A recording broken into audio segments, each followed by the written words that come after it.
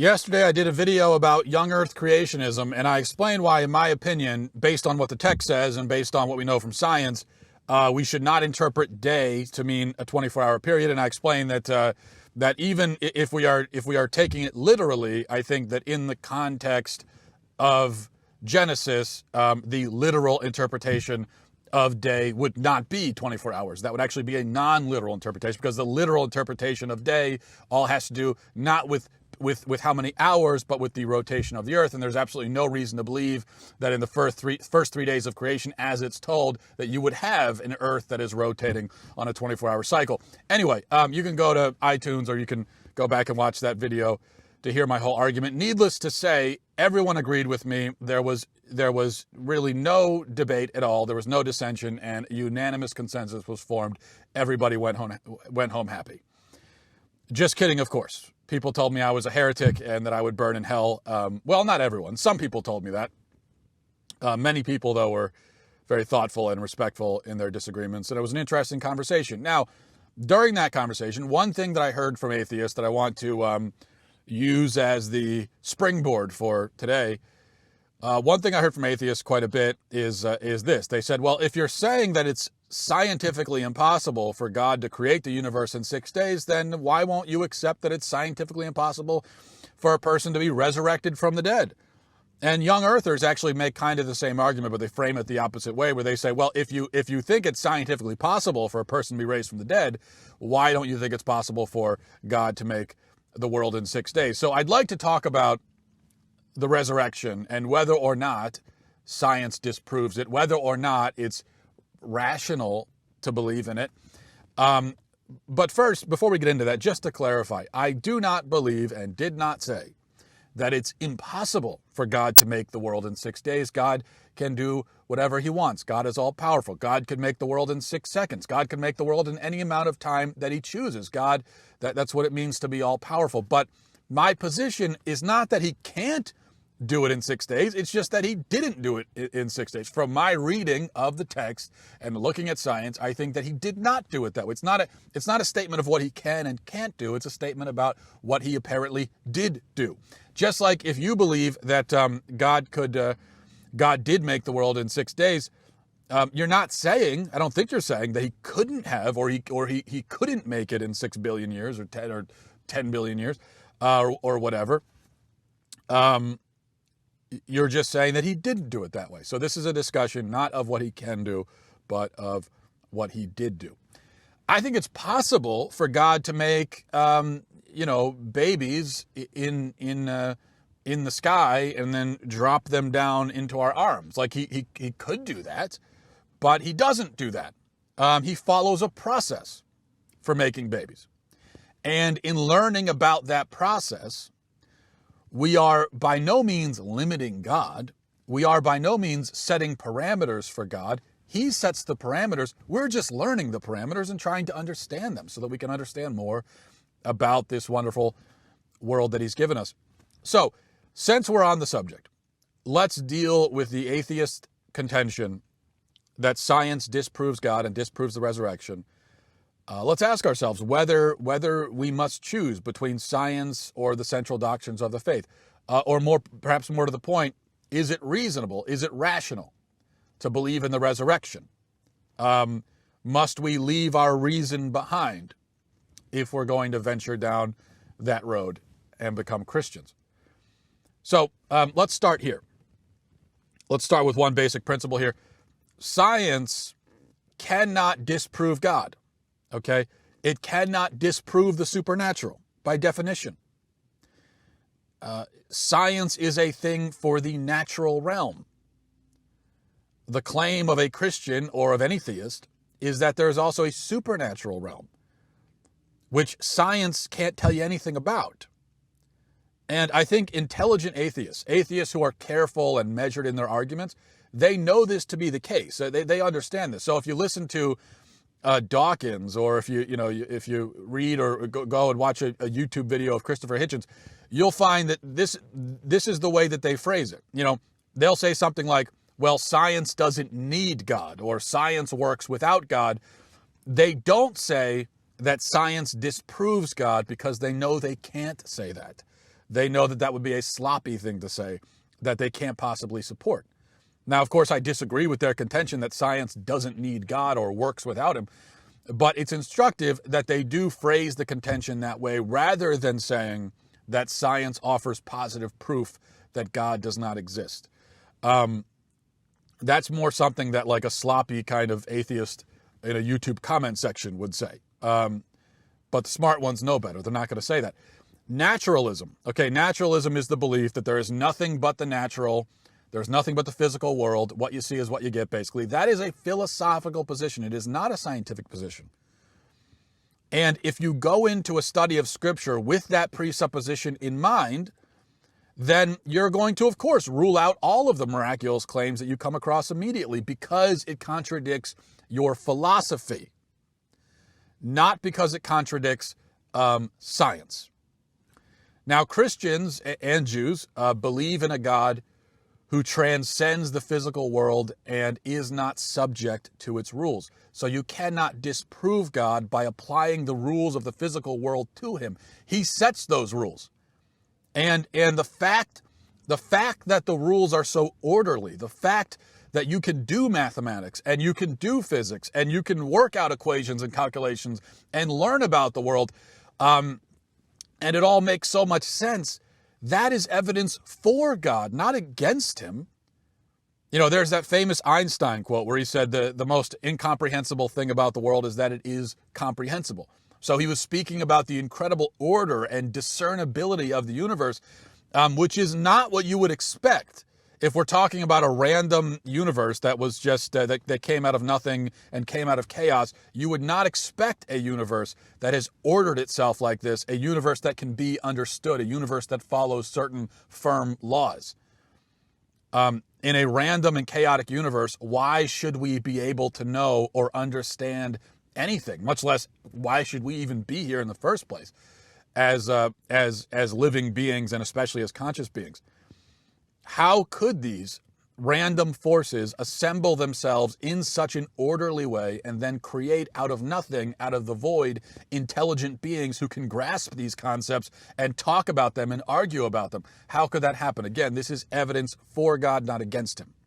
The fact that you can do science at all would seem to give credence to the idea that the universe was constructed by an intelligent designer who had a purpose and a plan in mind. So we can deduce, I think, from the intelligibility of the universe that there must be a God behind it. That's a deduction we can make. Now, of course, we cannot perform some kind of equation and then or work out some kind of do some kind of calculus and then say, aha, well, there's God. He's right there.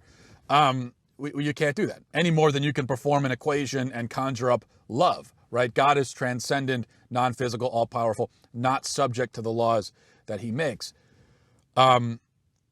We cannot say, therefore, that anything is scientifically impossible for God. Now, we can say that certain things are logically impossible for God or for anyone. Scientific impossibilities are different from logical impossibilities. God can create a universe out of nothing. That is not a scientific impossibility for him. He cannot create a round square or a rectangular triangle because those are logical impossibilities in that they are nonsense. And God cannot engage in nonsense. Nonsense is nonsense. So it's like if you were to ask God the question, what's the color of the number 7?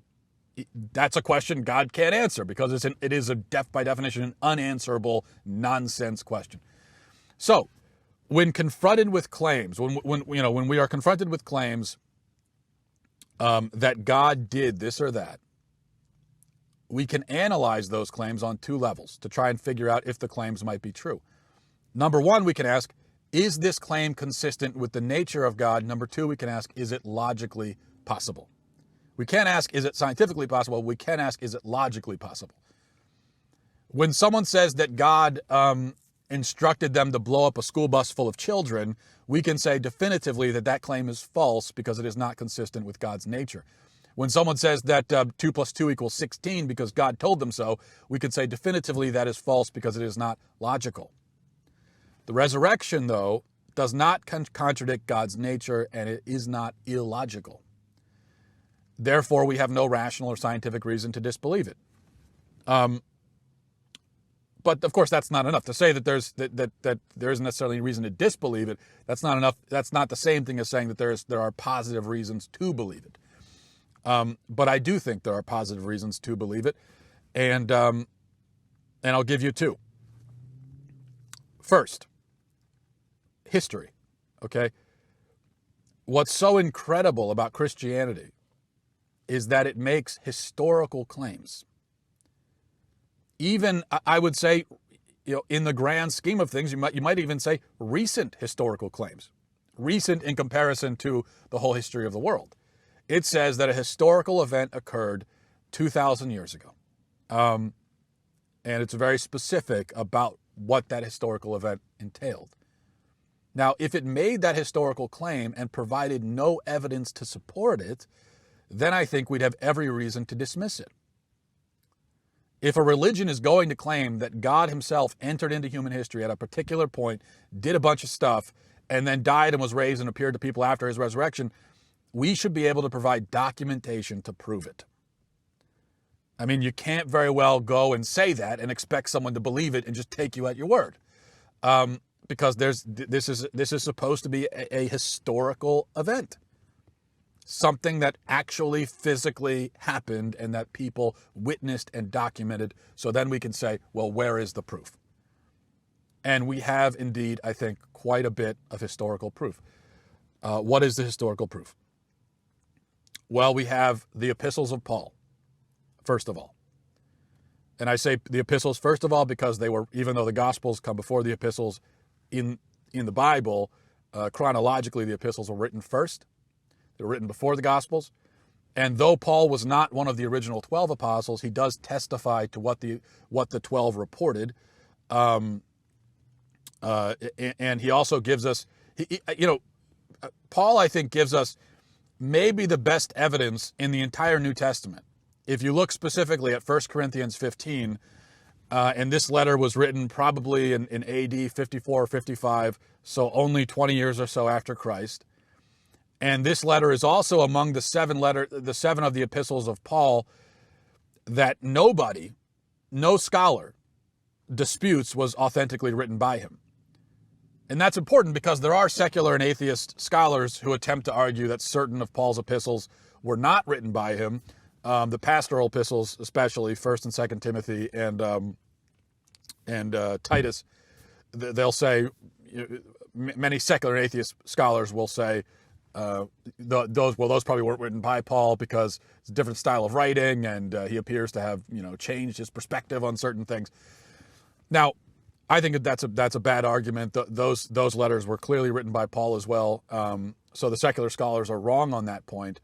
But the point is that with 1 Corinthians, you have a text that even the most skeptical will admit was written by Paul himself, which I think is pretty compelling. And what does it say? Well, you go to chapter 15. It says, "For what I received, I passed on to you as of first importance, that Christ died for our sins according to the Scriptures, that he was buried, that he was raised on the third day according to the Scriptures, and that he appeared to Cephas and then to the 12, and that he appeared to more than 500 of the brothers and sisters at the same time, most of whom are still living, though some have fallen asleep. Then he appeared to James, then all the apostles, and last of all, he appeared to me also as to one abnormally born." So here we have the significance of this is, most scholars that have looked at this text say that this is not just Paul freestyling here. This is a very early creed. This is a statement of faith that he says was given to him and which he is passing on. Which means that by the time of this writing, in fact, by the time of his first visit to Corinth, so a few years earlier than that, this creed had already taken shape. It had taken shape very quickly, remarkably fast, actually. And it tells us some basic facts about Jesus, including that he was crucified, that he died, he was buried, he rose from the dead, and he appeared to 500 witnesses and then to the apostles. So I think that this, along with Paul's other letters, where he speaks about Jesus' death and resurrection frequently, they all offer, I think, very good evidence for the resurrection.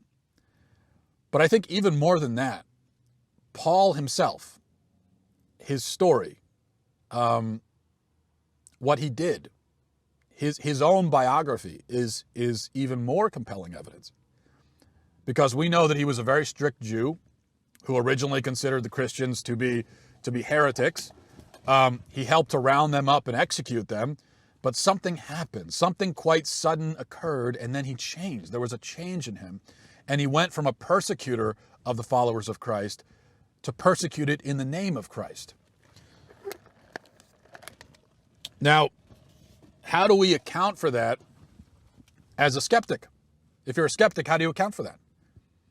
I haven't really heard an even halfway convincing argument.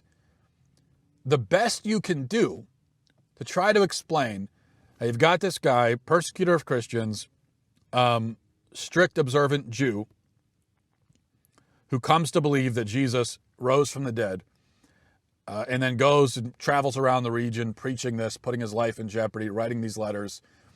How do you explain that if the resurrection never occurred?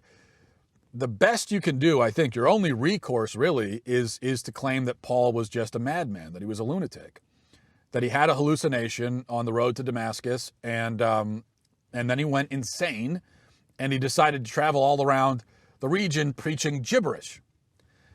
Now, the problem with that is that we have the epistles.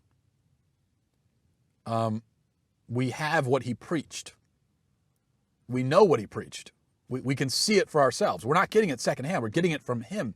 And it's not gibberish. It's not the ravings of a madman. It's very dense, very beautiful theology and philosophy. This is obviously a deep thinker. This is a very intelligent, lucid human being. You can tell that if you simply read his letters. So that explanation doesn't work. You know, you've probably heard the trilemma argument, the 3 L's, popularized by C.S. Lewis, liar, lunatic, or Lord. And the way that argument goes, what C.S. Lewis said is, well, when it comes to Jesus, although a lot of modern people will like to say that, well, you know, he was just a great moral, he wasn't the Son of God, he was just a great moral teacher who said a bunch of great stuff, and then he died, and that was it. But C.S. Lewis's point, famously, is that, well, you can't really do that. You have to either accept him as the Lord or condemn him as a liar or a lunatic. Because a great moral teacher who is merely mortal wouldn't go around claiming that he was the Son of God. So either he was the Son of God, or he was an evil person, or he was crazy. Now, I used to like that argument. I used to think it was a very good argument. And with all due respect to C.S. Lewis, who is one of my favorite humans to ever walk the earth, I think that actually I've come to realize that argument is not very good, in fact. It's not a great argument because it's kind of a straw man in that it leaves out the L word that almost every skeptic will actually choose, which is legend. So actually, it's liar, lunatic, Lord, or legend. Most skeptics, most atheists, most non-Christians, even those who are theists but are non-Christians, most of them, what they'll say is, well, Jesus was, he wasn't liar, lunatic, or Lord. He was a legend. Either he didn't exist at all, or he did exist, but he never said the things that were attributed to him. They'll try to say, for instance, well, most of his claims of divinity happen in the Gospel of John, which is the last one written, so John made that up and blah, blah, blah. These are the arguments they try to make. Obviously, I think that argument is absurd. But if you aren't going to accept Christ as Lord, then legend is really the only option you have to go with. And so that is the option that most atheists and so forth will go with, which is why the trilemma thing just kind of breaks down. But I think a version of this trilemma argument works much better for Paul than it does for Jesus. Because with Paul, you have to believe that either he was telling the truth about Jesus, or he was a pathological liar, or he was a lunatic. There really isn't a fourth option. There is no tenable fourth option for Paul, because we have his writings. Jesus, as far as we know, never wrote anything. At least we have no writings of Jesus, aside from what he wrote in the sand when the adulterous woman was going to be stoned to death. But with Paul, we do have his writings. And so even the most radical skeptics, they can't deny his existence, and they can't claim that he didn't say the things that we claim he said, because we have his own words. So then what's it going to be? We know Paul's not a legend. So read through the epistles. What's it going to be? Is this a lunatic speaking? When you read the epistles, do you think this is a crazy man?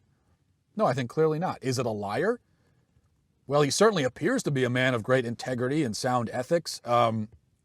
What's more, he's given his life over to preaching this news around the world. He's risking his life in the process. Why would he do that for a lie? So that seems to leave only the first option, that he's telling the truth. He's telling the truth not only about what was reported to him, but also about his own conversion experience and his own encounter with the risen Lord. So I think that's, Paul gives us great evidence. What other evidence do we have? Well, obviously we have the Gospels. We have 4 canonical Gospels. We don't know exactly for sure when they were written. We don't know for sure which order they were written in.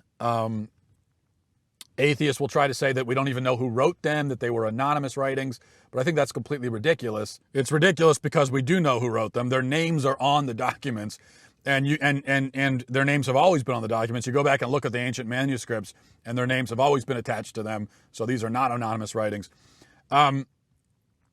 These days, in terms of when they were written, these days, Markan priority is popular. That is, that many scholars, especially secular ones, say that Mark was written first, and then Matthew and Luke, and then John last of all. There does seem to be unanimous consensus across the centuries, starting very early on, that John went last, and that he wrote his gospel when he was an old man. So everyone seems to agree on that. But for a long time, it was thought that Matthew wrote his gospel first. The church fathers thought that. And it doesn't really matter that much, although you can see why secular scholars want Mark to have gone first. So they are going to try to work the evidence in such a way so that Mark can go first. And why do they want Mark to go first? Well, because Mark was not an eyewitness. Neither was Luke. So it's convenient for Mark to go first in the mind of a skeptic, because the synoptics, Matthew, Mark, and Luke, are called synoptics because they're so very similar. And it's clear that somebody went first, and then the others used that first one as a source, though not their only source. So if Matthew used Mark as a source, though Matthew was an eyewitness and Mark wasn't, then the atheist thinks he can argue, well, Matthew must not have been an eyewitness, because what kind of eyewitness would use a non-eyewitness as a source? Well, this isn't really a problem at all. First of all, there's a very good chance that Matthew did go first, that he was the first gospel. The earliest traditions say so, which is pretty strong reason to believe it. These are the people that were, around within a century or so of the Gospels being written. They all believe that Matthew went first. But anyway, Mark was a companion of Peter. Peter was in a privileged position as an apostle. And we know that he saw things, and he was likely told things that the others weren't. He was closer to Jesus than Matthew was. So if Mark did go first, and he got his information from Peter, it makes sense that Matthew, though he was a disciple of Jesus as well, would refer back to Peter through Mark. In any case, whatever the order, we have, within a few decades of Christ's death, 4 Gospels that attest to Christ's life and work and death and resurrection. These Gospels are written clearly. They are written in biographical fashion, according to how biographies were written back in those days. They weren't written like modern biographies, but they are written like ancient biographies. And they also lack the kind of dramatic detail and embellishment that you would expect if these were made-up stories. In fact, we do also have very ancient made-up stories about Jesus, so we know what those look like. If you go to the Apocryphal Gospels, the so-called Gospels of Peter, Judas, Thomas, Mary, which were made up, fabricated forgeries, and these do contain wild and obviously fabricated stories. I think the Gospel of Thomas has a story about, for instance, about the child Jesus murdering another child in the village when he was a boy. I'm not sure why you would want to have Jesus doing that, but that's in the I believe it's the Gospel of Thomas has that. But the church uniformly rejected the Apocryphal Gospels, and that's important. The church did not just accept any Jesus material it could get its hands on. It's not like it had no discerning process. It subjected these writings to rigorous analysis and would only accept the ones that were authentic, even if the authentic ones were frankly a bit more boring than the fake ones. So the Gospels are very compelling evidence. And we should also note here that although we don't have the originals of any of these documents, we do have a ton of early manuscripts, thousands of them. And what's really incredible, I think, is that these early manuscripts, written over the course of many years by many scribes, match up extraordinarily well. Now, you'll sometimes hear from atheists, you'll sometimes hear them say that, well, there are hundreds of thousands of variants in the biblical manuscripts, differences, in other words, between the manuscripts. And then they'll say that, well, it's like the game of telephone. This story of Jesus started in the, around the year 30 AD, and then it was passed down, and it's like the game of telephone, and it was morphed and changed and so on and so forth. But that's actually not what you see when you look at the manuscripts. That the vast majority of the differences in the manuscripts are irrelevant. They're just typos, basically. They're, ancient typos. When it comes to the substance, when it comes to the significant information, they're identical. There is no evidence at all that anything was added or taken out that would change the fundamental meaning of the Gospels. So that's very significant. Now, some people demand that we, have evidence outside the Bible. And I think that's kind of silly, personally. The best eyewitness accounts of Jesus were included in the Bible because they were the best accounts. So what you're saying is, oh, well, I want another eyewitness account. Well, if there were other eyewitness accounts of that same veracity, they would have been in the Bible. The ones that are really good are in the Bible for a reason. So to ask for other accounts, I think, is kind of disingenuous. Or, in other words, what I'm saying is to discount all of the eyewitness accounts that are in the Bible because they're in the Bible is extremely disingenuous. But we do have other accounts, as it happens. We do have other mentions of Jesus. There are some Roman historians who lived in the apostolic age who provide independent, non-biblical, non-Christian, even anti-Christian attestation of Christ's life and death. Josephus is one. I'm sure you've heard of Josephus, Jewish Roman historian. Now, his reference to Jesus is disputed. It's clear that there was some embellishment later on. Some Christians added to it, but it's also clear that he did at least mention Jesus. And then, even more interesting, Tacitus, another historian, around the same time as Josephus, 1st century, and this is a guy who didn't like Christians. This is what he says in one of his writings. He says, Christ, the founder of the name, had undergone the death penalty in the reign of Tiberius by sentence of Pontius Pilate, and a pernicious superstition was checked for the moment, only to break out once more, not merely in Judea, the home of the disease, but in the capital itself, where all things horrible and shameful in the world collect and find a vogue. So this is extremely significant because it attests not just to Christ's existence, but to his death under Pontius Pilate, and to the belief, the superstition he calls it, that Jesus rose from the dead. And this is obviously someone who hates Christians and is very insulting towards them. So he has no reason to make this up at all. But even he attests to this. So you'll notice, you don't have, there are plenty early critics of Christianity. None of them claim that Jesus didn't exist, that the Christians, are making all this up, that he's a mythical figure. The early critics of Christianity, who would have been in a position to know if this stuff was completely made up, they don't claim that. So, a ton of evidence, very good evidence. And then the final category of evidence we have is the church itself. How it was formed, under what circumstances. We know that something happened. Something happened to cause the early Christians, starting with the apostles, to believe that Jesus was the Son of God. And then to give their whole lives over to this belief, and even to give their lives up to this belief. Tradition tells us that the apostles were all martyred. I believe that to be the case. We don't have documented proof for all of them, but we do for some. It's generally accepted by pretty much everyone that Peter was martyred.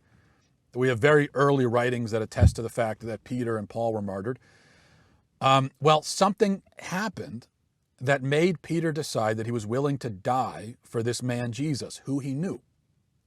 And if the resurrection of Jesus was a lie, then Peter would have known it, he would have participated in the lie, and he would be dying for something that he knew to be a lie. And that's very difficult to believe. And we know that Christianity spread somehow, against all odds. This obscure cult of Jews running around claiming that a criminal who had been crucified had actually come back from the dead and was the Son of God. This strange collection of illiterate peasants, somehow they managed to start a movement that eventually and rather quickly took over the entire world. See, skeptics will want to compare Christianity to other religions, and they'll make this kind of plurality of religion argument, where they say, well, there are so many religions out there, and they're all basically the same. I mean, how can you claim that one is true and the others aren't? Well, except that Christianity is not like the others. That's a frankly stupid thing to say. Even if you don't believe in Christianity, you have to admit that it's different. It is unique. You can't deny that. You can only try and explain away the uniqueness, but you can't deny its uniqueness. No other religion in history has done what Christianity did, especially in that context, under those conditions, and so quickly. That in and of itself doesn't prove that Christianity is true, but it does mean that you can't go around saying, well, it's just like every other religion. You do have to admit that it's unique. And once you've admitted that, and then you allow for all the other evidence, and you look at all the other evidence, I think it starts to pile up and it becomes rather overwhelming. So these are all really good reasons to believe in Christianity. Rational reasons, historical reasons, scientifically plausible reasons. Are they sufficient, though? Is this all you need? Well, there is a strand of Christian apologetics that would say, yes, this is enough. This is all you need. You can prove Christianity historically. You can prove that it's true, and then you can accept it entirely based on the evidence. So if you go, you look up guys like Mike Licona, Gary Habermas, Lee Strobel with The Case for Christ. I never saw the movie. I did read the book recently actually. And that's the approach that they take. They'll say that, well, you believe in Christianity purely because of the history. You can prove it historically. Habermas is fond of saying that he believes Christianity because of the data. Well, I do think the data is good. I think the history is good. I think the evidence is very strong. I think the evidence is enough to make you stop and take this seriously and pay attention. But if you're really intent on disbelieving, you can always explain everything away. So the evidence is good. I would even say it's overwhelming. It is not sufficient in and of itself. You still need faith. So that is the second reason why I believe in Christianity. You have the evidence. You can't completely discard faith. You can't get around it. Nor should you try, because there's no shame in it. It's not irrational. I'm not embarrassed to say that I have faith in Christ's atoning death and resurrection. Now, the evidence can lead me down a path towards the truth and get me pretty darn close to it, but eventually I'm going to come to a chasm with the truth on the other side, And I'm going to have to make a leap of faith. You know, that you are going to have to make that leap of faith. But you have to take a leap either way. So either you make the leap toward Christ or you make it away from him. Either way, you're making a leap. I make that leap towards him. God gave us a historical event that we could learn about, explore, come to understand, study. And he also gives us faith through the Holy Spirit, which speaks to us in our hearts and convicts us. But the point is, and it's important, it is faith, yet it is a rational faith. It's a reasonable faith, as William Lane Craig would say.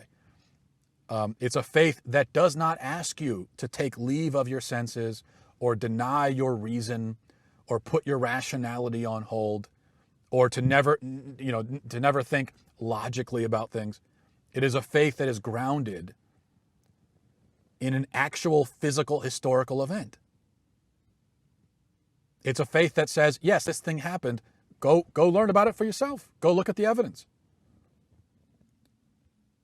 You know, this is not some like secret cult where we're not going to reveal the truths to you until you've been fully indoctrinated. You know, that's not what this is. This is, here's the evidence. Go look for it yourself. So to be a Christian, it may mean appearing like a fool to the world, but it doesn't mean actually being a fool. We can keep our wits. We can be intelligent, realistic, rational people, and yet still have faith. Because ours is a God of light, of truth, who says, here I am, here's the truth. Now enter into it and learn. And that, I think, is a really amazing thing. Have a great weekend, everybody. Godspeed.